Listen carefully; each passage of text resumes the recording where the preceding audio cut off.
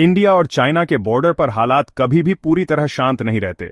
गैल्वन valley clashes के बाद दोनों देशों ने बॉर्डर पर अपनी पोजीशंस और मजबूत कर ली है। करीब 50,000 से 60,000 सैनिक हर तरफ तैनात हैं और इंफ्रास्ट्रक्चर का मॉडर्नाइजेशन भी जोरों पर है। 2024 के अक्टूबर में एक बड़ा डिप्लोमेटिक डेवलपमेंट हुआ। इंडिया और चाइना ने एक बॉर्डर पेट्रोल एग्रीमेंट साइन किया और 4 साल बाद आखिरकार डिसएंगेजमेंट पर सहमति बनी। वेरिफिकेशन पेट्रोल्स ने डिसएंगेजमेंट कंफर्म भी किया और अब दोनों देश हर हफ्ते कोऑर्डिनेटेड पेट्रोल्स कर रहे हैं। लेकिन ग्राउंड रियलिटी यह है कि बॉर्डर टेंशन्स पूरी तरह खत्म नहीं हुए। अब चाइना की तरफ देखें, एनगारी और शिगात्से सेक्टर्स में 20,000 से 25,000 चीनी सैनिक आर्टिलरी, एयर डिफेंस और लॉजिस्टिक्स सपोर्ट के साथ पहले से मौजूद हैं।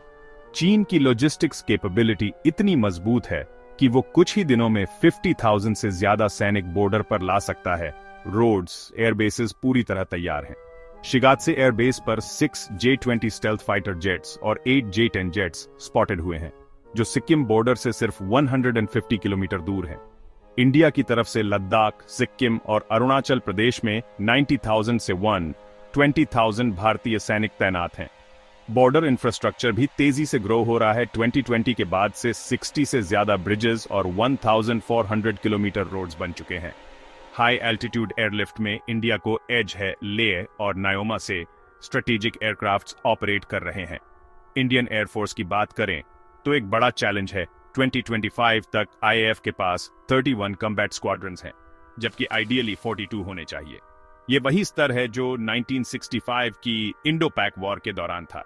स्क्वाड्रन स्ट्रेंथ 1996 में 41 थी, 2013 में घटकर 35 हुई और अब 31 बची है।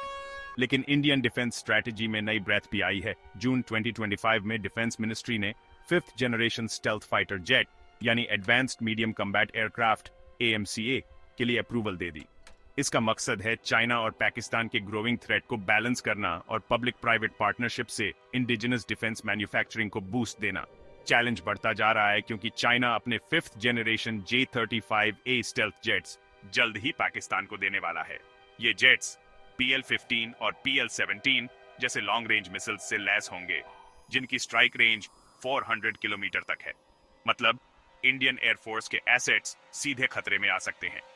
ऑपरेशन सिंदूर की बात करें, द 7th of May 2025 को IAF ने हाई प्रिसिजन स्ट्राइक किया, जहां इंडियन जेट्स ने LOC पार कर पाकिस्तानी टेररिस्ट कैंप्स और Chinese origin air defence systems को सिर्फ 23 मिनट में न्यूट्रलाइज कर दिया।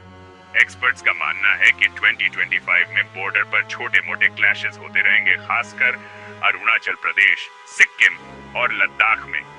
बॉटम लाइन ये है, इंडिया ने अपनी तैयारियों में कोई कसर नहीं छोड़ी है। चाहे बॉर्डर इंफ्रास्ट्रक्चर हो, ट्रूप डिप्लॉयमेंट या फाइटर जेट मॉडर्नाइजेशन, हर मोर्चे पर तैयारी जारी है। लेकिन पड़ोसी देशों की स्ट्रेटेजिक मूव्स भी लगातार बैलेंस करनी पड़ेंगी। Stay tuned for more updates. India security हमारी प्राथमिकता।